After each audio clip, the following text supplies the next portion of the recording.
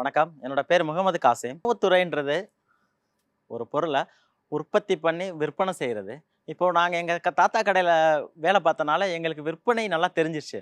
ஆனா, அத உற்பத்தின்றதுல தான் நாங்க கவனம் செலுத்தாம விட்டனால, இப்போ நாங்க சொந்தமா செய்யும்போது, நான் போய் தனியா சொந்தமா செய்றேன் அப்படிங்கும்போது, அந்த உற்பத்தி இப்போ குழம்பு வைக்கணும், பரோட்டா போடணும், பரோட்டா வெரைட்டீஸ் எல்லாம் போடணும். இது போக ஒவ்வொரு மாவட்டங்கள்ல ஒவ்வொரு விதமான குழம்பு வைக்கிறாங்க. ஒவ்வொரு விதமான டேஸ்ட் குடுக்குறாங்க. இப்போ இந்த மாரிலாம் நம்ம டேஸ்ட்டா குடுத்தா தானே நம்ம சந்தையில நிக்க முடியும். அப்படின்றதுக்காண்டி நாங்க ஃபர்ஸ்ட்டு எங்கள வெளிய தான் வேலைக்கு போனோம். வெளிய வேலைக்கு போன இடத்துல தான் தெரிஞ்சுச்சு, ஒரு விஷயத்த கத்துக்கிறது எவ்வளோ கடினமா இருக்கு அப்படின்னு. ஏன்னா ஒரு ஒரு குழம்பு வைக்கிறதுக்கே 1 வருஷம்னாலும் அத சொல்லி தர மாட்டாங்க. நெறைய வேலை வாங்கிருவாங்க. ஆனா சொல்லியே தர மாட்டாங்க. எவ்வளோ வேலை வாங்க முடியுமோ வாங்கிருவாங்க. கரெக்ட்டா அந்த மசாலா போடும்போது, "தம்பி போய் தண்ணி அள்ளிட்டு வாப்பா." கரெக்ட்டா அடுப்ப இதில என்ன ஒண்ணுன்னு கேட்டீங்கன்னா, இப்ப நம்ம தமிழ்நாடு பூரா எடுத்துக்கங்களேன். ஒரு 1,00,000 பரோட்டா கடை இருக்கு அப்படின்னா, 1,00,000 பரோட்டா கடையிலுமே இந்த கடை குழம்பு மாரி நம்ம இந்த கடையில பார்க்கவே முடியாது. ஏன்னா, கைரேகை மாரி குழம்பு, சால்னா இதெல்லாம். எந்த மாஸ்டர் வைக்கிறாங்களோ, அவங்களுக்கு உண்டான சால்னா ரெசிபி அது. ஸோ, அந்த ரெசிபி பெர்ஃபெக்ட்டா செய்யணுங்கிறதுக்காண்டி, நாங்க நெறைய டைம் ஸ்பெண்ட் பண்ணி, பழகுறதுக்காண்டி கடைகள்ல போய் வேலைக்கு சேர்ந்தோம். இது போக நாங்க அப்படி சேரும்போது, கொஞ்சம் பொருளாதார அளவுல நாங்க கொஞ்சம் பின்னடைவ சந்திச்சோம். என்னன்னு கேட்டீங்கன்னா, நம்ம கத்துக்கிறதுக்குள்ள நம்ம கையில இருந்த காசெல்லாம் போயிருச்சு. சொந்தமா தொழில் செய்யணுங்கிற சின்ன காசெல்லாம் போயிருச்சு. சரின்னு சொல்லிட்டு மாலத்தீவு, துபாய்லாம் போய் வேலை பார்த்து, திரும்ப அத கொஞ்சம் சரி பண்ணி, அங்க நம்ம என்னதான் வேலை பார்த்தாலும், நம்ம சொந்தமா தொழில் செஞ்சுட்டு வேலைக்கு போய் இருக்கும்போது, எவ்வளோ சம்பாரிச்சாலும் நமக்கு ஒரு நிறைவ குடுக்கவே குடுக்காது. நம்ம சொந்தமா ரூ. 10 சம்பாரிச்சாலும், அது குடுக்குற ஒரு மன திருப்தி, நம்ம வேலைக்கு போற இடத்துல கிடைக்கவே கிடைக்காது. ஸோ, அதனால நாங்க அதுவும் இல்லாம இந்தியா மாரி ஒரு மிகப்பெரிய மக்கள் தொகை கொண்ட மார்க்கெட்டு, இங்க சம்பாரிக்கலன்னா நீங்க வேர்ல்டுல எங்கேயுமே போய் சம்பாரிக்க முடியாதுன்றது என் மைண்ட்ல எப்பயுமே ஓடிக்கிட்டே இருக்கும். ஸோ, அதனால திரும்ப வந்தோம். திரும்ப வந்து மறுபடியும் இந்த ஹோட்டல் ஃபீல்டுல நம்ம ஜெயிக்கணும் அப்படின்னு சொல்லிட்டு, அதுக்கு நம்ம என்ன பண்ணலாம் அப்படிங்கும்போது தான், திரும்பியும் இதே பிரச்சனை. மாஸ்டர் கிடைக்கல. அ அதுக்கு நான் முதலையாச்சும் சம்பளம் மட்டும் கேட்டாங்க. இப்ப அட்வான்ஸ் கேட்க ஆரம்பிச்சுட்டாங்க. 50,000 ரூ. 1,00,000 அட்வான்ஸ் குடுத்தா தான் நான் உங்க கடைக்கு வேலைக்கு வருவேன்ற மாரி டிமாண்ட் வைக்க ஆரம்பிச்சாங்க. ஸோ இதெல்லாம் என்ன செய்யலாம்னு யோசிக்கும்போது தான், சரி நம்மளே ஒரு பரோட்டா மாஸ்டர் ரெடி பண்ணா என்ன? பரோட்டா மாஸ்டர் நம்ம குடுக்குறத விட, நம்ம ஒரு பரோட்டா மாஸ்டர் ரெடி பண்ணா என்னன்னு சொல்லி தான், வேலை தெரியாத ஆட்கள கூப்ட்டு, நாங்களே வேலை சொல்லிக் குடுத்து, நாங்களே வச்சுக்க ஆரம்பிச்சோம். கடைய அப்புறம் ரன் பண்ணிக்கிட்டு இருந்தோம். நாளடைவுல என்ன ஆயிருச்சுன்னா, இது வெளிய தெரிஞ்சு கடைக்காரங்கலாம் எங்கள்ட்ட கேட்க ஆரம்பிச்சாங்க. ஆட்கள் நாங்க ஆள் அனுப்புறோம். நீங்க சொல்லிக் குடுங்க. இது அப்புறம் என்ன ஆயுதுன்னா, நம்ம கடையில வச்சு சொல்லிக் குடுக்க முடியாது. நம்ம கூடல்நகர்ல மாசா ஹோட்டல் கடை வச்சிருந்தோம்.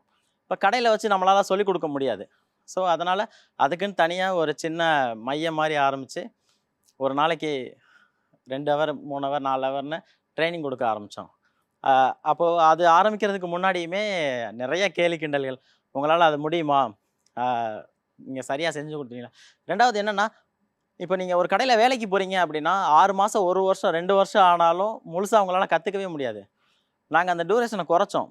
10 நாளையில சொல்லிக் குடுத்துருவோம் உங்களுக்கு அப்படின்னு. காலையில 2 மணி நேரம், சாயங்காலம் 2 மணி நேரம். உங்களுக்கு மாவு பிசையறது, உருண்டை போடுறது, வீசுறது, அது போக எந்தெந்த மாவட்டங்கள்லாம் எப்படியெல்லாம் பரோட்டா வீசுறாங்க, எந்தெந்த நாடுகள்ல எப்படி பரோட்டா வீசுறாங்க, இப்ப சிங்கப்பூர்ல எப்படி வீசுறாங்க, மலேசியால எப்படி வீசுறாங்க, இது எல்லாத்தையுமே கவர் பண்ணி குடுத்தோம். அப்போ அவங்களால என்ன பண்ண முடியுதுன்னா, தமிழ்நாடு மட்டும் இல்லாம, அவங்க வேர்ல்ட் லெவல்ல போய் வேலை பார்க்க அவங்களால முடியுது. சரிங்களா? அதாவது அவங்கள அவங்கள அவங்கள நம்ப வைக்கிறோம். உங்களால முடியும் அப்படின்னு. அப்புறம் அவங்களுக்கு பயிற்சி குடுக்குறோம். அந்த பயிற்சியில அவங்க முழு மனதா ஈடுபட்டு கத்துக்கிறாங்க. கத்துக்கிட்டு அவங்க போய் வெளிய சம்பாரிக்கும்போது, கூட இருக்கிறவங்க, இவரு எப்படி நேத்து வரைக்கும் சும்மா தான் திரிஞ்சாரு, இன்னைக்கு போய் சம்பாரிக்கிறாருன்னு பார்க்கும்போது, இந்த மாரி கத்துக்கிட்டு போய் சம்பாரிக்கிறாரு. இத நாங்க ஆரம்பிக்கும்போது, அ யாருமே நம்பல. 10 நாள்ல சொல்லிக் குடுக்கோம் சொல்லவும் யாருமே நம்பல. எ எ என்ன சொல்றதுன்னா, மாஸ்டர்களே நம்பல. பரோட்டா மாஸ்டர்களே, இது 10 நாளையில யாராலயும் சொல்லிக் குடுக்க முடியாதுன்னு அவங்களே நம்பல. ஆனா, அத நாங்க சாத்தியப்படுத்துனோம். அது என்ன காரணம் என்னன்னா, நாங்க இத்தன ஆண்டுகள் இங்க உணவுத் துறையில இருக்கமாக, முதல்ல நல்ல முறையில உணவு தயாரிக்கிறத பழகிட்டோம். அத மிக துல்லியமா செய்ய பழகுனோம். அந்த துல்லியமா செஞ்சத, துல்லியமா சொல்லிக் குடுக்க பழகுனோம். இப்ப அந்த சொல்லிக் குடுத்தத அவங்க நடைமுறைப்படுத்தும்போது, அது இன்னும் அடுத்த கட்டத்துக்கு அது நகர்ந்துச்சு. வயது வித்தியாசமே வைக்கல நாங்க. 14 வயசுலருந்து 70 வயசு வரைக்கும் வந்து கத்துக்கிறாங்க. இப்ப எந்த மாரி கேட்டகரி எல்லாம் வர்றாங்க அப்டின்னா, 1 வேலையே இல்ல. படிச்சிருக்கேன். ஆனா எனக்கு வேலை இல்ல. வாங்க கத்துக் குடுத்து நம்ம வேலைக்கு அனுப்பிச்சுர்றோம். இன்னொருத்தங்க நான் காசு வச்சிருக்கேன், கடை வைக்கணும். இங்க நம்ம நம்ம ஊர்ல நெறைய பேர் பண்ற தப்பு என்னன்னா, கையில காசு நெறைய வச்சிருக்காங்க. உடனே போய் ஒரு ஹோட்டல்ல புடிச்சு காச நெறைய போட்டுறாங்க. அவங்க அதுல தொழில் கத்துக்கிறதுக்குள்ள அவங்க போட்ட காசு எல்லாமே காணாம போயிருக்கும். ஆனா அவங்க காசு காணாம போனதுக்கு அப்புறம் தான் அவங்க தொழிலே கத்துக்கிட்டு இருப்பாங்க. இதே இது எங்கள்ட்ட வந்தாங்கன்னா, நாங்க முதல்ல தொழில கத்துக் குடுத்துருவோம். நீங்க முதல்ல வருமானம் 2ஆம் பட்சம் தான். ஃபர்ஸ்ட்டு லாஸ தடுக்கணும். உங்களுடைய நீங்க போட்டிருக்க முதலீடு குறையாம பார்த்துக்கணும். முதலீடு குறையாம இருந்தா லாபம் ஈஸியா எடுத்துறலாம். அதனால நாங்க முதல்ல தொழில கத்துக் குடுத்துருவோம். அந்த தொழில நீங்க எப்படி நடைமுறைப்படுத்துறீங்கன்றதையும் கத்துக் குடுத்துருவோம். அவங்க அத நடைமுறைப்படுத்தினதுக்கு அப்புறம் அவங்க லாபம் ஈட்ட ஆரம்பிச்சுருவாங்க. நாங்க ஒரு சின்ன ஒருத்தர் வராரு, ஒரு சாமானிய மக்கள் வராங்க அப்படின்னா, அவங்களுக்கு முதல்ல அவங்கள ஒரு பரோட்டா மாஸ்டருக்காக ரெடி பண்ணி, அவங்களுடைய தனித்திறமைகள வளர்த்து விட்டுருவோம். இப்ப அவங்க போய் தனியா பண்ணும்போது, அவர் மட்டும் முதல்ல செய்வாரு. பரோட்டா, தோசை, இட்லி இதெல்லாம் செய்வாரு. அவர் சம்பளம் மட்டும் எடுப்பாரு. அப்புறம் கொஞ்ச நாள் ஆனோனே ஒரு 2 பேர் சம்பளம் எடுப்பாரு. அதுல ஒருத்தர் சம்பளத்த அவர் எடுத்துக்கிட்டு, அந்த இன்னொரு சம்பளத்துக்கு ஒரு ஆள் போடுவாரு. ஸோ, அது அடுத்தடுத்து கொஞ்சம் கொஞ்சமா பெருகுது. ஸோ, இப்போ முதல்ல இவங்க தொழில் கத்துக்கிட்டாங்கன்னா, அடுத்தடுத்து அந்த தொழில நல்ல முறையில நடத்த முடியும் அவங்களால. புரோட்டா மாஸ்டர் பயிற்சியா தான் ஆரம்பிச்சோம். ஆனா, அது அப்ப காலப்போக்குல என்ன ஆயிடுச்சுன்னா, ஒரு தொழில் முனைவோருக்கான பயிற்சி மையமா ஆச்சு. எந்த தொழிலுமே இல்லாதவங்க ஒரு தொழில பழகி, அத கத்துக்கிட்டு, அத நடைமுறைப்படுத்துற அளவுக்கு எங்களுடைய பயிற்சி மையம் விரிவடைஞ்சுச்சு. இப்ப நாங்க ஆரம்பிக்கும்போது ஒரு சாதாரணமா தான் எங்களுக்கே தெரிஞ்சுச்சு இது. இதில நடந்த சுவாரஸ்யமான சில நிகழ்ச்சிகள உங்களோட பகிர்ந்து கொள்ள நான் ஆசைப்படுறேன். ஒருத்தர் வந்து ரயில்வே துறையில நல்ல சம்பளம் வாங்கக்கூடிய ஒருத்தரு. திடீர்னு பயிற்சிக்கு வந்துட்டாரு. பயிற்சிக்கு வந்துட்டு கேட்குறோம், "என்னங்க வேலை இல்லாம இருக்கிறவங்க கத்துக்கலாம். நீங்க ஆல்ரெடி ஒரு வேலையில பொறுப்புல இருக்கீங்க. அதிகமான சம்பளம் வாங்குறீங்க. நீங்க எதுக்குங்க வந்தீங்க?" அப்படின்னா, "இல்லங்க மனைவி இந்த மாரி இரவு தூங்கும்போது கேட்குறாங்க. நாளைக்கே இந்த ரயில்வே துறைய தனியார் மயமாக்கிட்டா நீங்க என்ன செய்வீங்க? உங்களால எப்படி சர்வே பண்ண முடியும்னு?" கேட்டாங்க. அன்னைக்கு நைட்டு என்னோட தூக்கம் பூரா தொலைந்தது. காலையில என்ன பண்ணலாம் என் மனைவியே கேட்டேன். "சரி நீயே சொல்லு. இதுக்கு நீ கேள்வி கேட்ட விடைய நீயே சொல்லோன்னே." "அந்த மாரி மதுரையில பரோட்டா போட பயிற்சி குடுக்குறாங்க. நீங்க போய் பழகிட்டு வாங்க. எதுவுமே இல்லைன்னா நம்ம பரோட்டா போட்டு பொழச்சுக்கலாம்ன்னு" சொல்லி அவர் வந்தது எங்களுக்கே ஆச்சரியத்த ஏற்படுத்துச்சு. கொரோனா காலகட்டங்கள்ல நெறைய பேரு நம்மள்ட்ட பழகுனவங்க, வீட்ல செஞ்சு சாப்பிடுறதுக்கு இருந்திருக்காங்க. அப்புறம் என்ன ஆயிடுச்சு, பக்கத்துல இருக்கிறவங்கலாம், "என்னப்பா ஏதோ வாசனைலாம் வருது, பரோட்டா வாசனைலாம், சால்னா வாசனைலாம் வருதுன்னோனே." அப்புறம் மறுநாள் அவங்க கொஞ்சம் கொஞ்சம் ஆர்டர் குடுக்க ஆரம்பிச்சிருக்காங்க பக்கத்துல. அவங்க ஆர்டர் குடுக்கறத பார்த்துட்டு 4 கிலோ, 5 கிலோ போட்டவங்க வீட்டு வாசல்ல கடை போட்டு, இன்னைக்கு தனியா கடை போட்டு ரன் பண்ற அளவுக்கு வளர்ந்துருக்காங்க. கரூரை சார்ந்த ஒரு பையன் வந்திருந்தாரு. அவர் அப்படிதான் புரோட்டா பழக வந்திருக்காரு. அவங்க வந்து விவசாய குடும்பத்த சேர்ந்த பையன். நல்லா நெறைய தோட்டம் தொரவு நெறையா வச்சிருக்காங்க. அந்த பையன்ட்ட "ஏன்பா நீ ஏன் இங்க பழக வந்த?" அப்படின்னோனே, "இல்லங்க இந்த மாரி எனக்கு பொண்ணெல்லாம் பேசியாச்சு. நிச்சயம் எல்லாம் பண்ணியாச்சு. கல்யாண தேதி சொல்லுங்கடான்னா, மாப்பிள்ளை வேலைக்கு போனா தான் கல்யாணம் செஞ்சு வைப்போம்ன்னு" சொல்ட்டாங்க. அதான் எங்க அண்ணன் சொன்னாரு, "உங்ககிட்ட போய் பழகிட்டு நீங்க வேலை வாங்கி குடுத்துருவீங்க. அத வச்சு பண்ணிக்கலாம்" அப்படின்னு சொல்ட்டாருங்க. அதனால தான் வந்தோங்கன்னு. அப்புறம் அவரு வேலைக்கு போயிட்டாரு. ஒரு 6 மாச காலத்துல 1 வருஷ காலத்துல அவர் திரும்ப அவர்கிட்ட தொடர்பு கொள்ற மாரி ஒரு சூழ்நிலை வந்துச்சு. திரும்ப கேட்கிறேன், "என்ன தம்பி மேரேஜ்லாம் பண்ணிட்டீங்களா? நல்லபடியா செட்டில் ஆயிட்டீங்களான்னு?" "இல்ல சார், இப்ப நான் ரூ. 21,000 சம்பளம் வாங்குறேன். அதனால எங்க அண்ணன், அந்த பொண்ணு வேணாம்ப்பா, நம்ம வேற நல்ல இடமா பார்த்து கல்யாணம் பண்ணிக்கலாம்ன்னு" சொல்ட்டாரு. அவருடைய வாழ்வாதாரம், அவருடைய வாழ்க்கை முறையுமே மாறிருச்சு. இதெல்லாம் கேட்கும்போதே நமக்கே ஒரு புத்துணர்ச்சி வரும். அந்த கொரோனா காலகட்டங்கள்ல ஆட்கள் வந்து பயிற்சி எடுக்கிறதுக்கோ, இல்ல நாங்க போய் சொல்லிக் குடுக்குறதுக்கோ எங்களுக்கு நெறையா பண்ணவே முடியாத ஒரு காலகட்டத்துல இருக்கும்போது தான் நாங்க ஆன்லைன் கிளாஸஸ் ரெடி பண்ணோம். ஸோ ஆன்லைன் கிளாஸஸ் வெளிநாடுகளுக்கு மட்டும் பண்றோம். வெளிநாடுகள்ல இருக்கிற தமிழர்களுக்கு எல்லாமே நாங்க வீடியோ கால் மூலியமாவே நாங்க ஆன்லைன்ல கிளாஸ் எடுத்துறோம். பரோட்டா வெரைட்டீஸ், சால்னா, கிரேவி, தோசை, சப்பாத்தி, கடலை ஐட்டங்கள், இது போக rice, noodles, 65 boneless chilli parotta, chilli chicken என்னென்ன கேட்குறாங்களோ இது எல்லாமே நம்ம ஆன்லைன் மூலியமா சொல்லிக் குடுத்துறோம். ஒருத்தர் ஆஸ்திரேலியா செஃப் ஒருத்தரு. ஒரு ஹோட்டல் இண்டஸ்ட்ரிக்கு தேவையான எல்லாமே அவருக்கு தெரியுது. ஆனா அவருக்கு பரோட்டா போட தெரியல. நேரா கிளம்பி வந்துட்டாரு. ஆஸ்திரேலியாலேருந்து நேரா கிளம்பி வந்துட்டு, 1 வாரம் மதுரையில ஸ்டே பண்ணி, நம்மள்ட்ட கத்துக்கிட்டு போகும்போது, இந்த தொழிலுக்கு இவ்வளோ வேல்யூ இருக்கா? அப்படின்றது நமக்கே ரொம்ப ஆச்சரியமாவும், நல்லாவும் இருந்துச்சு. பெண்களுமே வர ஆரம்பிச்சாங்க. தன்னுடைய வாழ்வாதாரங்கள்ல ரொம்ப நலிவடைந்த பெண்கள் இட்லி கடை வச்சிருப்பாங்க. ஆனா அவங்க கிட்ட போய் நம்ம ஆட்கள் பரோட்டா கேட்பாங்க. "பரோட்டா இல்லையா? தோசை இல்லையா? ஆம்லெட் ஆஃபா இல்லையான்னு?" அவங்க என்ன பண்ணாங்க, நம்மகிட்ட நேரடியா வந்து பழகிட்டு பரோட்டா போட்டாங்க. இப்போ பரோட்டா போடும்போது அவங்களுடைய வாழ்வாதாரம் பெருகுது. இது போக சொந்தமா பெண்கள் வந்து தனியா கடை நடத்துற அளவுக்கு திறன் இருக்கு அவங்களுக்கு. ஆனா அது தொழில் தெரியல. இது என்ன காரணம் என்னன்னா, அவங்க முதலீடெல்லாம் வச்சிருக்காங்க. அத வச்சு ஆட்கள வச்சு செய்றாங்க. ஆனா எதனால ரன் பண்ண முடியாதுன்னு யோசிக்கிறாங்கன்னா, இவ்வளோ மாவுக்கு இத்தனை உருண்டை போடணும், இவ்வளோ எண்ணெய் செலவழிக்கணும். இந்த மாரி துல்லியமா சொல்லிக் குடுத்துருவோம். அப்போ அவர் சரியா தான் வேலை செய்றாரான்னு இவங்களுக்கு வேலை தெரியணும். அப்போ இவங்க வேலை தெரியணும்னா, அது நம்மகிட்ட வந்து முறையா பயின்றா மட்டும் தான் அவங்களால அடுத்த கட்டத்துக்கு நகர முடியுன்றனால நம்மக்கிட்ட வந்து பழகிட்டு போய் அவங்க தொழில் வச்சு மாஸ்டர்களுக்கு வேலை வாய்ப்பை கொடுத்து அவங்களுடைய தொழில்களை ரன் பண்ணிக்கிட்டு இருக்காங்க. இப்போ பரோட்டா மாஸ்டர்னாலே சரியாக செய்ய மாட்டாங்க, சுத்தமாக இருக்க மாட்டாங்க, அவங்களால சரியாக பண்ண முடியாது அப்படின்ற மாதிரி ஒரு சூழ்நிலை இருக்கிறதுனால நாங்கள் என்ன பண்ணோம்னா, முதல்ல மாஸ்டர்லாம் சுத்தமாக இருக்கிறதுக்கு நெகை வெட்டுறது, முடி வெட்டுறது, அவங்கள எப்படி பராமரிக்கிறது, அவங்களோட உடை எப்படி இருக்கணும், இதை எல்லாமே நாங்கள் இந்த 10 நாள் ட்ரைனிங்குள்ளே அவங்களுக்கு சொல்லி கொடுத்துருவோம். எங்கள் ட்ரைனிங் சென்டரில் இன்னுமே ஷார்ட்ஸ், கைலி இந்த மாதிரி எதையுமே அலோட் பண்ணுறதே இல்லை. நல்ல முறையில் ஒரு தரமான செஃப்பை நாங்கள் ரெடி பண்ணுறது தான் இந்த பயிற்சி மையத்தை நாங்கள் நடத்திக்கிட்டு இருக்கோம். பயிற்சி மையம் ஆரம்பித்து 1 வருஷம் 2 வருஷத்தில் நல்லா போய்கிட்டு இருந்தது. திரும்ப ஒரு ஒரு சின்ன பின்னடைவு. என்னன்னு சின்ன பின்னடைவு இல்லை, அது கொரோனா பெரிய பின்னடைவு தான். என்னன்னு கேட்டிங்கன்னா, நம்மளுடைய பெரிய ப்ளஸ்ஸே ப்ராக்டிக்கலாக சொல்லிக் கொடுக்குறது, செயல்முறை வகுப்பு தான். நம்ம கையை தொட்டு அவங்களுக்கு வீசி, இப்போ நாங்கள் வர ஆட்களில் எல்லா தரப்பட்ட மக்கள் வருவாங்க. நம்ம சொன்ன உடனே புரிஞ்சுக்கிற மாதிரி ஒருத்தவங்க இருப்பாங்க, கொஞ்சம் லேட்டாக புரிஞ்சுக்குவாங்க, சில பேர் ரொம்ப லேட்டாக மெதுவாக தான் இது பண்ணுவாங்க. அப்போது இந்த 10 நாள்ன்றது அவங்களுக்கு 1 நாள் 2 நாள் எக்ஸ்டெண்ட் ஆனாலும் பரவாயில்லன்னு அவங்களுக்கு நாங்கள் சொல்லிக் கொடுக்க ஆரம்பித்தோம். அப்போது என்ன ஆகுதுன்னா, இப்போது நம்ம நேரடியாக சொல்லிக் கொடுக்கும்போது ஒரு 25 பேரில் கூட அட்டன் டயத்தில் நாங்கள் தனித்தனியாக மாவு கொடுத்து அவங்களுக்கு உருண்டை போட வச்சு வீச வச்சு அதனுடைய பதம் பார்க்க சொல்லி கொடுத்து செஞ்சுருவோம். ஆனால் கொரோனா கட்டத்தில் யாருமே வர முடியல, யாரும் போக முடியல. அப்போ நம்ம என்னன்னா ஆன்லைன் கிளாஸில் மூவ் ஆகிறோம்ல. ஆனால் ஆன்லைன் கிளாஸில் என்னென்னா, நம்ம கண்ணால் பார்த்து அவங்க வீடியோ கால் மூலியமாக பண்ணுறோம். இப்போ ஆஸ்திரேலியா, கனடா, ரஷ்யா எல்லா நாடுகளுக்குமே இங்கே தமிழர்கள் அங்கே இருக்கிறவங்களுக்கு நம்ம இங்கேருந்து வகுப்பு எடுக்கிறோம்.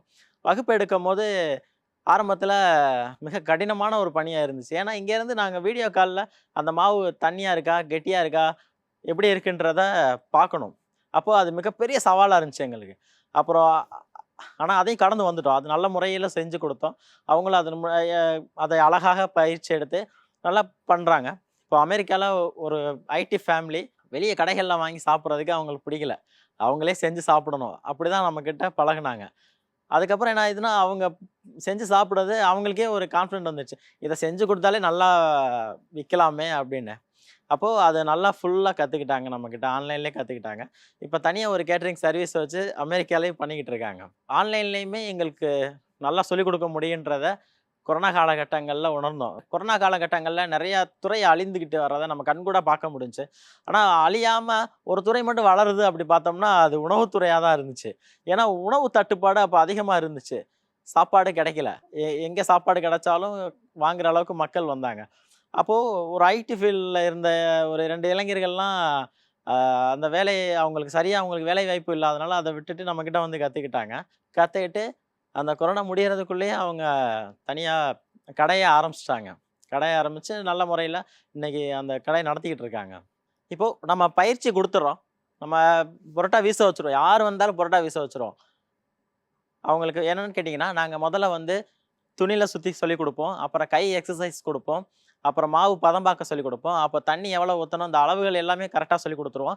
அவங்கள பரோட்டா வீச வச்சுருவோம். அது போக அவங்களுக்கு ஸ்டெப் பை ஸ்டெப்பாக இப்போ பன் பரோட்டா, எண்ணெய் பரோட்டா, வீச்சு பரோட்டா, ஸ்லோன் பரோட்டா, கொத்து பரோட்டா, முர்தபா, இந்த மாதிரி ஐட்டங்களுக்கு கிளி பரோட்டா, இதெல்லாம் அவங்க எப்படி செய்யணுன்றதையுமே நாங்கள் ப்ராக்டிக்கலாக செஞ்சு கொடுத்துறோம். அவங்களும் கற்றுக்கிட்டுருக்கும் போது இப்போ ஒரு கடையில் போய் அவங்க தனியாக நிற்கும் போது ஒரு மாதிரி பதட்டமாக இருக்கும். என்னன்னு கேட்டிங்கன்னா, அவங்களால அந்த வெயிட் தாங்க முடியாது. ஸோ அதனால் நாங்கள் என்ன பண்ணோம் அப்படின்னா, ஆல்ரெடி ஒரு மாஸ்டர் இருக்கிற கடைக்கு அசிஸ்டண்ட்டாக அனுப்பிச்சி விடுவோம். அவங்க ₹400 சம்பளத்துக்கு முதல்ல போவாங்க. அவங்க போய் ஒரு மாதத்தில் நல்லா தனியாக அவங்க கல்லில் நிற்கிற அளவுக்கு ரெடி ஆயிடுவாங்க. பரோட்டா மாஸ்டரோட மனநிலை என்னென்னா, அவங்க சொல்லிக் கொடுக்க மாட்டாங்க பக்கத்தில் இருக்கிறவங்களுக்கு, ஆனால் அவங்களுக்கு ஹெல்ப் பண்ணால் சந்தோஷப்படுவாங்க. இப்போ பக்கத்தில் இருக்கிற உருண்டை போட்டு கொடுக்குறாரு, வீசி கொடுக்குறாரு அப்படின்னா அவங்க ரொம்ப சந்தோஷப்படுவாங்க. ஸோ அந்த மாதிரி நம்ம ஆட்கள் போய் நல்லா வீசி கொடுக்க, பரோட்டா அடித்து கொடுக்க, இந்த ஹெல்ப் பண்ணுறது, இந்த மாதிரி பண்ணும்போது அவங்க நல்லா இன்னுமே அதிகமாக அவங்களால சொல்லிக் கொடுத்துட முடிஞ்சிடும். நல்லா பழகிடுவாங்க, கல்லில் போய் தனியாக நின்றுவாங்க. இதோட நாங்கள் பழகி கொடுத்துருவோம். ஸ்பீடு வந்து நம்ம கடையில் போய் நின்று போட்டால் தான் வரும். நம்ம பண்ணிக்கிட்டே இருக்கும்போது அதிகப்படியான ஸ்பீடு வந்துடும் அவங்களுக்கே தெரிஞ்சிடும். ஒரு மாதத்தில் நம்ம எந்த அளவுக்கு பரோட்டா மாஸ்டர் இணையாக வந்துட்டோம் அப்படின்னு. அப்படியே சம்பளம் டபுள் ஆகும். இப்போ ₹400 வாங்குறவங்க அப்படியே ₹800 ஆயிடுவாங்க ஒரு மாதத்துலேயே. அடுத்து நல்லா இன்னும் 2-3 மாதம்லாம் கரெக்டாக நின்ட்டாங்கன்னா ₹1000 1400 1500 வரைக்கும் சம்பளம் வாங்கிடுவாங்க. இந்த கொரோனா காலகட்டங்கள் நம்ம சுயசார்புடைமையாக எப்படி இருக்கிறதுன்றத வலியுறுத்திட்டு போயிடுச்சு. இப்போது நம்ம கிட்டக்க வந்து தொழில் கற்றுக்கிறவங்களுக்கு முதல்ல சுயசார்புடைமையை சொல்லிக் கொடுத்துறோம். என்னென்னா, மீன் விற்கிறத விட மீன் பிடிக்க சொல்லிக் கொடுத்துட்டோம்னா அவங்க லைஃப் லாங் மீன் பிடிச்சிக்குவாங்க. பிடிச்சி கொடுக்குறத விட அவங்களே பிடிக்க வச்சோன்னா அவங்களே நிறையா பிடிச்சிக்குவாங்க. ஸோ அந்த மாதிரி தான் நம்மளுடைய சுயசார்புடைமையால அவங்கள வழி நடத்தணுன்றதுக்காண்டி தான் நம்ம பயிற்சி மையத்தோட முதற்கட்ட நோக்கம். நம்ம ஒரு வடிவேல் காமெடி கூட ஒண்ணு பார்த்துருப்போம். வடிவேல வந்து தொரத்துவாங்க. கடைசியா அப்ப அவங்க அப்பா சொல்லியிருப்பாரு, "உனக்கு எதுவுமே உதவலன்னா இந்த பெட்டிய தொறந்து பாரு. உனக்கு இதுல இருக்கிறது உதவும்" அப்படின்னு. அவர் தொறந்து பார்த்தாருன்னா, அதுல சவரம் பண்ற கத்தி இருக்கும். "ஐயய்யோ! இது என்ன நமக்கு உதவ போது" அப்படிம்பாரு. ஆக்சுவலி அந்த நேரம் நம்ம சிரிச்சுட்டோம். இத நல்லா உள்ளார்ந்து கவனிச்சு பார்த்தீங்கன்னு வைங்களேன், இந்த உலகத்துல எவனுமே உதவல. உன் சொந்தக்காரன், நண்பன் எவனுமே உதவல. யாருமே உதவல. ஆனா, நீங்க கத்து வச்சிருக்க இந்த கைத்தொழில் உங்களுக்கு உதவும். இப்ப நீங்க என்ன வேணாலும் படிச்சுக்கங்க. என்ன வேலை வேணாலும் பாருங்க. என்ன வேணாலும் பண்ணுங்க. ஒரு கைத்தொழில் கத்துக்கிட்டீங்கன்னா, நீங்க பயப்பட வேண்டிய அவசியமே இல்ல. இப்ப நீங்க ரூ. 1,00,000 சம்பளம் வாங்குனாலும், ஒரு தனியார் நிறுவனத்துல வேலை பார்க்குறீங்கன்னா, உங்களுக்குள்ள ஒரு பயம் இருந்துகிட்டே இருக்கும். நாளைக்கே இந்த வேலைய விட்டு போயிட்டா நம்மளால என்ன பண்ண முடியும்? இதே இது உங்களுக்கு ஒரு சின்ன தொழில் தெரிஞ்சிருக்கு அப்படின்னா, நீங்க எத பத்தியுமே கவலைப்பட வேணாம். இப்ப நான் சென்னையில இருக்கேன். என்னை இங்கேயே விட்டுட்டு போயிட்டாங்க. யாருமே கூட்டி போலன்னு வச்சுக்கோங்களேன். இப்படியே நான் ஒரு பரோட்டா கடையில போய் வேலைக்கு சேர்ந்துருவேன். எனக்கு 3 நேரம் சாப்பாடு குடுத்துருவாங்க. தங்குறதுக்கு இடம் குடுத்துருவாங்க. 2 நாள் வேலை பார்த்தேன்னா, நான் ஃபேன் சட்டை எல்லாமே வாங்கிருவேன். 1 மாசம் வேலை பார்த்தேன்னா, அட்வான்ஸ் ஒரு வீட புடிச்சுருவேன். நான் இங்கேயே சென்னை வாசியாவே மாறிருவேன். இதுக்கு எல்லாத்துக்கும் காரணம் என்னன்னா, எனக்கு ஒரு தொழில் தெரிஞ்சிருக்கு. நான் மொத மாலத்தீவுல வேலைக்கு போம்போது, ஒரு சூப்பர் மார்க்கெட்ல கொண்டு போய் என்ன விட்டுட்டாங்க. அங்க என்னன்னு கேட்டீங்கன்னா, சின்ன சின்ன தீவுகள். இங்கேருந்து மாலத்தீவுல இருந்து பரோட்டா போகும். ஸோ அங்க என் கூட ரூம்மேட் ஒருத்தரு, "தம்பி இந்த மாரி நீங்க உங்க ஊர்ல கடை தானே பரோட்டா கடை தானே வச்சிருந்தேன்னு சொன்னீங்க. நீங்க பரோட்டா போடுவீங்களான்னு?" போடுவேங்கன்னு." இப்போ நைட்டு ஒரு 10 மணிக்கு மேல வந்துன்னா, "ஒரு 10 கிலோ பரோட்டா போட்டு குடுக்குறியா? நான் உனக்கு சம்பளம் மாரி வாங்கி தரேன்." "சரிங்க, ஒண்ணும் பிரச்சனை இல்ல போட்டு குடுத்துடலான்னு." 10 மணிக்கு மேல போவோம். பரோட்டா போடுவோம். 1 மணிக்குள்ள முடிச்சுருவோம். எனக்கு $20 குடுத்தாங்க. மாசத்துக்கு $600 ஆச்சு. நான் வேலைக்கு போனது $200க்கு தான். ஆனா, நான் சும்மா என்னுடைய தொழில வச்சு நான் சம்பாரிச்சது $600. அந்த கைத்தொழில் மட்டும் நீங்க வச்சிருந்தீங்கனாலே, எதற்கும் பயப்பட வேண்டிய அவசியமே இல்ல. இப்போ நாங்க யாரையுமே தொழில் கத்துக்கிட்ட உடனே போய் தொழில் வச்சு சம்பாரிச்சுருவீங்கன்னு சொல்ல மாட்டோம். ஆனா, நீங்க தொழில் கத்துக்கிட்டீங்க அப்டின்னா, அத முதல்ல போயி பயிற்சி பண்ணணும். நீங்க கடைகள்ல வேல பார்க்க சொல்லுவோம். நல்லா வேல பார்த்து பழகிட்டீங்கன்னா, இதுல என்னன்னு கேட்டீங்கன்னா, உணவுத்துறை மட்டும் தான். நீங்க உற்பத்தியும் செய்றீங்க, விற்பனையும் செய்றீங்க.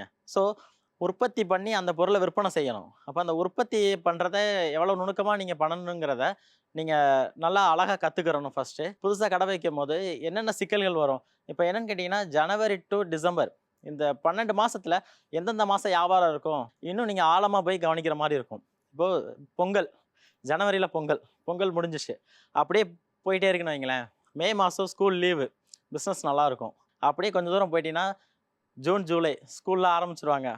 மக்கள் பெருசா செலவழிக்க மாட்டாங்க. அதனால அந்த நேரம் கொஞ்சம் வியாபாரம் டல் அடிக்கும். அப்படியே போனீங்கன்னா, தீபாவளி நேரம் நல்ல வியாபாரம் இருக்கும். அப்புறம் அங்கிட்டு மாலை போட்டாங்கன்னா, அந்த சீசன் கொஞ்சம் நல்லா டல் அடிக்கும். அதுக்கப்புறம் திரும்ப பழையபடி பொங்கல் ஆரம்பிச்சுரும். இப்போ 12 மாசத்துல 12 பிசினஸ் இருக்கும். அதே மாரி சனிக்கிழமை, ஞாயித்துக்கிழமை ஒரு வியாபாரம் இருக்கும். என்னன்னு கேட்டீங்கன்னா, ரூரல் ஏரியாலாம் போனீங்கன்னா, சனிக்கிழமை நல்லா பிசினஸ் நல்லா போகும். ஞாயித்துக்கிழமை நல்லா போகும். அடுத்து திங்கள் டூ வெள்ளி வரைக்கும் கொஞ்சம் ஸ்லோவா போகும். கொஞ்சம் ஏற்ற இறக்கங்கள் இருக்கும். இப்போ நான் ஒரு பொருள் வாங்குறேன், ரூ. 2க்கு வாங்குறேன், ரூ. 4க்கு விக்கிறேன், அந்த மாரி கிடையாது. ஒரு பொருள நீங்க உற்பத்தி பண்ணணும். அத விற்பனை பண்ணணும். நீங்க இதுல என்னன்னு கேட்டீங்கன்னா, இப்ப நீங்க ஒரு சின்ன ஒரு கடை நடத்துறோம். அந்த கடையில மொத்தமா ஒரு ரூ. 4,000 செலவாகுது. அதோட சேர்த்து நீங்க ரூ. 4,500க்கு விற்பனை பண்ணா மட்டும் தான் ரூ. 500 லாபம் உங்களுக்கு. ரூ. 5,000 பண்ணீங்கன்னா ரூ. 1,000 லாபம். இப்ப ரூ. 7,000 பண்ணீங்கன்னா ரூ. 2,000 லாபம். அத தாண்டி நீங்க ரூ. 3,500க்கு கடை வியாபாரம் பண்ணிட்டீங்கன்னா, ரூ. 500 நீங்க கையிலேருந்து போடணும். ஸோ, அந்த ரூ. 4,000க்கு குறையாம நீங்க எப்படி உங்களுடைய வர்த்தகத்த அமைச்சுக்கணும்? உங்களுடைய தொழில் தேவைகள நீங்க எப்படி பூர்த்தி பண்ணணுன்றத, ஒரு சின்ன ஸ்தாபனமா நீங்க நடத்துறீங்க அப்படின்னா, முதல்ல இத எல்லாமே நீங்க தெரிஞ்சுக்கணும். இப்ப எங்க தாத்தா என்ன பண்ணுவாருன்னா, அந்த கடையில போய் எண்ணெய் வாங்கிட்டு வா, இந்த கடையில போய் மைதா வாங்கிட்டு வா, இந்த கடையில போய் பட்டை, கிராம்பு, ஏலக்காய் வாங்கிட்டு வா. நாங்க என்ன நினைப்போம், ஒரு சிட்ட எழுதி குடுத்தா கடைக்காரன் கொண்டாந்து கடையில வச்சுட்டு போயிருவான். இவரு என்ன இப்படி போய் ஒவ்வொரு கடையா ஒவ்வொரு ஜாமானா வாங்கிட்டு சொல்றாரே அப்படின்னு. அப்புறம் தான் நாளடைவுல தெரிஞ்சுச்சு. இப்போ நம்ம ஒரு நாளைக்கு 100 பொருள் வாங்குறோம். ஒரு பொருள் ரூ. 2 கூட இருக்குன்னா, 100 பொருளுக்கு ரூ. 200 மாசம் ரூ. 6,000 வருஷத்துக்கு ஓடி போயிருது. ஸோ, எந்த பொருள் எங்க கம்மியா இருக்கோ, அந்த பொருள் அங்க மட்டும் தான் வாங்கணும். அதத்தான் நாங்க முதல்ல நாங்க கத்துக்கிட்டது. வியாபாரம் ஓடுற அன்னைக்கு செலவழிக்கிறது பெருசில்ல. வியாபாரம் ஓடாத அன்னைக்கு அந்த செலவுகள எப்படி குறைக்கணும்? எந்தெந்த வகையிலலாம் செலவுகள் குறைக்கணும்? தண்ணீர் செலவு குறைக்கணும், எண்ணெய் செலவ குறைக்கணும், மின்சார செலவ குறைக்கணும், மாஸ்டருடைய சம்பளங்கள் எல்லா செலவுகளையும் குறைக்கிறோம். அதை எல்லாத்தையுமே நீங்க முழுமையா கத்துக்கிட்டா மட்டும் தான் உங்களால ஒரு தொழில் ரன் பண்ணவே முடியும். இப்போ நாங்க பயிற்சி குடுத்துக்கிட்டு இருக்கோம். அ என்னன்னு கேட்டீங்கன்னா, ஃபுல் அண்ட் ஃபுல் பிராக்டிகல் தான். இப்போ ஒருத்தர் வந்து மாவு பிசையறாரு. ஒரு நாள் தண்ணியா பிசைவாரு, ஒரு நாள் கெட்டியா பிசைவாரு. ஸோ, அவருக்கு அது சரியான பதத்த நம்ம சொல்லிக் குடுக்கணும். அடுத்து உருண்ட போடுறாரு, பால் போடுறாரு. ஒரு நாள் பெருசா போடுறாரு, ஒரு நாள் சிறுசா போடுறாரு. ஸோ அத சரிப்படுத்தணும். அதுக்கப்புறம் சில பேரு ரைட்ல வீசுவாங்க, சில பேர் லெஃப்ட்ல வீசுவாங்க. ரைட்ல எழுதுறவங்களுக்கு லெஃப்ட்ல சொல்லிக் குடுக்கணும். லெஃப்ட்ல எழுதுறவங்களுக்கு ரைட்ல சொல்லிக் குடுக்கணும். இது போக சில பேர் நல்லா ஹைட்டா இருப்பாங்க, சில பேர் குட்டையா இருப்பாங்க. இவங்களுக்கு ஏத்த மாரி டேபிள் செட் பண்ணணும். இப்போ இந்த மாரி சவால்கள் கூட ஓரளவுக்கு சமாளிச்சிரலாம். இப்போ இவங்க செய்ற இந்த மாவு பிசைறாங்க, இதெல்லாம் என்ன பண்ண முடியும்? போட்டு சாப்பிட முடியும்னா, சாப்பிட முடியாது. இது எல்லாமே வேஸ்ட்டா தான் போகும். என்னன்னா, இது இவங்க கத்துக்கிற வரைக்கும் நம்ம அத ஒரு தடவ, 2 தடவ திருப்பி செய்றனால, இத நமக்கு சாப்பிட முடியாது. ஃபுல்லாமே வேஸ்ட்டா தான் போகும். இதுக்கு ஆரம்ப காலகட்டங்கள்ல இது நெறையா எங்களால சமாளிக்கவே முடியாத ஒரு செலவு கணக்கா இருந்துச்சு. அப்புறம் திண்டுக்கல்ல ஒரு மைதா நிறுவனத்தோட இணைஞ்சு, அவங்க நல்லா சப்போர்ட் பண்ணாங்க. அவங்களோட இணைஞ்சு இத சரி செய்தோம். சரி செஞ்சனால, இப்ப எங்களால ஒரு குறைந்த அளவுல அமௌண்ட்ல அவங்களுக்கு சொல்லிக் குடுக்க முடிஞ்சுச்சு. இப்போ நம்ம சொல்லிக் குடுக்குறதையும் அவங்க இலகுவா கத்துக்கிட்டாங்க. இப்போ அடுத்த கட்டங்களுக்கு இது நம்ம நகரணும். இந்த நம்மளுடைய செல்ஃபி பரோட்டா கோச்சிங் சென்டர் அனைத்து மாவட்டங்களிலும் வரணுன்றது தான் எங்களுடைய ஃபியூச்சர் பிளானு. அது போக இன்னமும் இப்போ உணவுத்துறைன்னு எடுத்துட்டோம்னா, இப்ப நாங்க வெறும் பரோட்டாவும், சைனீஸ் மட்டும் ட்ரெய்னிங் குடுத்துக்கிட்டு இருக்கோம். Chicken rice, chicken noodles, 65 boneless, chilli parotta, chilli chicken இந்த ஐட்டங்கள்லாம் சொல்லிக் குடுத்துக்கிட்டு இருக்கோம். இப்ப இதுவுமே நாங்க ரைஸ் ஐட்டங்கள் ஃபர்ஸ்ட்டு 2 நாள் கடாய் பிடிக்க சொல்லிக் குடுத்துருவோம். அடுத்து எப்படி வேக வைக்கிறது, அதுக்கப்புறம் எப்படி டாஸ் பண்றது, இது ரோட்டு கடையில நீங்க எப்படி போடலாம், இல்ல நீங்க பெரிய ரெஸ்டாரண்ட்ல போனீங்கன்னா எப்படி செய்யலான்றதை முதற்கொண்டு நாங்க சொல்லிக் குடுத்துருவோம். எங்களுடைய எதிர்கால திட்டங்கள் என்னன்னா, இப்ப தந்தூரி, சைனீஸு, கணினி என்னனாலுமே எல்லாமே பிராக்டிகலா நம்ம சொல்லிக் குடுத்து, இப்போ நம்ம பயிற்சி மையத்துக்குள்ள ஒருத்தர் வந்துட்டு வெளிய போனா, அவரு கம்யூன் லெவல்ல முழுமையான ஒரு செஃப்பா வெளிய போணுன்றது தான் எங்களுடைய எதிர்கால ஆசை. நம்ம பயிற்சி மையம் வெளியூர்லேருந்து வராங்க அப்படின்னா, அவங்களுக்கு தனியான ஹாஸ்டல் வசதி இருக்கு. இப்ப ஆண்களுக்கு தனியான ஹாஸ்டல் வசதி இருக்கு. பெண்களுக்கு தனியான ஹாஸ்டல் வசதி இருக்கு.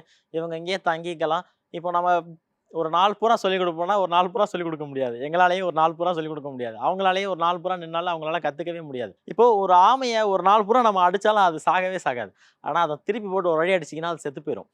அது மாரி தான். ஒரு சின்ன நுணுக்கங்கள் தான். அந்த நுணுக்கங்கள்லாம் உங்களுக்கு யாருமே சொல்லிக் குடுக்க மாட்டாங்க. இப்போ நாங்க காலையில 2 மணி நேரம், சாயங்காலம் 2 மணி நேரம் அவங்களுக்கு ஃபுல் அண்ட் ஃபுல் அவங்க தொழில் எப்படி செய்றதுன்ற நுணுக்கத்த சொல்லிக் குடுத்துருவோம். இப்ப மாவு பிசைறது, உருண்ட போடுறது, வீசுறது அந்த இது எல்லாமே நுணுக்கங்கள் சொல்லிக் குடுத்துருவோம். அதனால என்ன பண்றோம்னா, ஈஸியா கத்துக்குறாங்க. இன்னும் சொல்ல போனோம்னு வச்சுக்கங்களேன், அந்த 2 மணி நேரம் அவங்களுக்கு எப்படி போகும்னே தெரியாது. இப்ப காலையில 2 மணி நேரம், சாயங்காலம் 2 மணி நேரம் அவங்களுக்கு எப்படி போகும்னே தெரியாது. அந்த அளவுக்கு அவங்க இன்வால்வா இருப்பாங்க. அதனால அவங்க அழகா கத்துக்குவாங்க. அத கத்துக்கிட்டு அதிகமாக சம்பாரிச்சுட்டு இருக்காங்க. எங்களுடைய பயிற்சி மையத்தில பெண்களே ஒரு 500 பேர் வரைக்கும் கத்திருப்பாங்க. இதுல அவங்களே சுயமா தொழில் செய்றது. நெறைய பேரு இதுல என்னன்னு கேட்டீங்கன்னா, வந்தவங்க எல்லாமே டாக்டர், வக்கீலு இந்த மாரி அதிகப்படியான ஒரு சமுதாயத்துல ஒரு நல்ல அந்தஸ்து உள்ளவங்க வந்து பழகுறாங்க. "என்ன மேடம் நீங்கலாம் வந்து பழகுறீங்கன்னு?" கேட்டோம்னா, அவங்க சொல்லக்கூடிய ஒரே விஷயம், "அ கடைக்கு போனோம்னா பிள்ளைக்கு வாங்கி குடுக்க எனக்கு ஒரு மாதிரியா இருக்கு. அதனால நான் செஞ்சு குடுக்கணும். என் பையனுக்கு பரோட்டா ரொம்ப பிடிக்கும். ஆனா, அவன் எனக்கு கடையில வாங்கி குடுக்குறது எனக்கு பிடிக்கல. அதனால நானே அவனுக்கு செஞ்சு குடுக்கணும்." அப்படின்னு சொல்லிட்டு, அவங்களே வந்து ஒரு டாக்டர்லாம் வந்து அவங்களே வந்து முறையா கத்துக்கிட்டு, அவங்க பையனுக்கு பரோட்டா போட சொல்லி செஞ்சு குடுத்தாங்க. இது போக நெறையா பேருக்கு அவங்க தொழில் வேற வேற தொழில் இருக்காங்க. ஆனாலும் வந்து கத்துக்கிறாங்க. என்னன்னு பார்த்தோன்னா, ஒண்ணு அவங்களே செஞ்சு ஹைஜீனிக்கா செஞ்சு சாப்பிடணும்னு நெனைக்கிறாங்க, 1. 2வது இத கத்து வச்சுட்டோம்னா, நாளைக்கு இதனால ஏதாச்சும் ஒரு பிரயோஜனம் இருக்குன்றது 2வது அவங்க அத நம்புறாங்க. அடுத்தது நாங்களுமே என்ன சொல்றோம் அப்டின்னா, நீங்க என்ன வேணாலும் படிங்க. எங்க வேணாலும் போங்க. என்ன வேணாலும் பண்ணுங்க. எ இ இது இதுன்னு மட்டும் சொல்ல மாட்டோம். ஏதாச்சும் ஒரு கைத்தொழில கத்துக்கங்க. இப்போ எங்ககிட்ட வந்தீங்கன்னா, உங்களுக்கு உணவுத்துறையில ஒரு நல்ல முறையில நாங்க பயிற்சிய குடுத்துருவோம். நம்ம ஒரு ஆரோக்கியமான ஒரு சமுதாயத்த உருவாக்கணும்னா, அதுக்கு முதல்ல ஒரு ஆரோக்கியமான உணவு வேணும். இப்போ எங்களுக்கு வெறும் பணம் மட்டுமே பிரதானமா இருக்கிற மாரி நாங்க சொல்லிக் குடுக்கல. நாங்க வரவங்களுமே இன்னைக்கு இருக்க மக்களுடைய மனநிலை என்னன்னா, முதல்லலாம் கடைக்கு போனாங்கன்னா, "என்ன இருக்குன்னு?" கேட்டாங்க. இப்பலாம் இது இருக்கான்னு கேட்குறாங்க. முதல்லலாம் நாங்க சின்ன பிள்ளையா இருக்க காலத்துலலாம் வந்து உட்காந்துட்டோன்னா, இருக்கு இதான் இருக்கு வேணுமா? அப்படின்னு கேட்போம். இப்ப அப்படி இல்ல. ரூ. 10 அதிகமா கூட தரேன். ஆனா நீ நல்ல உணவ குடுன்னு மக்கள் வந்து நிக்கிறாங்க. முதல்ல ஏதாச்சும் இருக்கா? அப்படின்னு வந்த மக்கள் இன்னைக்கு எப்படி வந்து நிக்கிறாங்கன்னா, எவ்வளோ நாள் தரோம்? எனக்கு நல்ல உணவு தரியான்னு நிக்கிறாங்க. அப்போ அவங்களுக்கு நல்ல உணவ குடுக்குற ஒரு மிகப்பெரிய பொறுப்புல இன்னைக்கு ஒரு உணவுத்துறை இருக்கு. சரிங்களா? அவங்க எவ்வளோ நாள் நாங்க உனக்கு காசு தரேன். முதல்லலாம் நம்ம சொல்லிருவோம். காசு கம்மியா இருக்குன்னா, அதுக்கேத்த குவாலிட்டி தாங்க இருக்கும். இப்ப நான் காசு கூட நல்லா தரேன். எனக்கு நல்ல குவாலிட்டியா குடு. குவாலிட்டி நல்லா குடு, குவான்டிட்டி நல்லா குடுன்னு மக்கள் வந்து நிக்கும்போது, இந்த உணவுத்துறையில இருக்கிற அனைவருக்கும் பொறுப்பு இருக்கு. என்னன்னா, இவங்க சமைச்சு குடுக்குறதுல எந்த ஒரு கலப்படம் இல்லாம சமைச்சா தான் அடுத்த சமுதாயம் நல்லா இருக்கும். அந்த சமுதாயம் நல்லா இருந்தால் தான் இவங்க மென்மேலும் அடுத்து வளர முடியும். இந்த உணவுத் துறைகள்ல எந்த கலப்படங்களும் இல்லாம, எந்த பழைய பொருட்கள் வைக்காம அன்றன்றைக்கு செஞ்சு, அன்றன்றைக்கு அந்த உணவுகளை நம்ம சந்தைப்படுத்தி, அத மக்கள் ஆரோக்கியமா சாப்பிட்டுட்டு இருக்காங்க அப்படின்னா, அனைவருக்கும் நல்லாருக்கும். அனைவரும் நலமாய் இருக்கலாம்.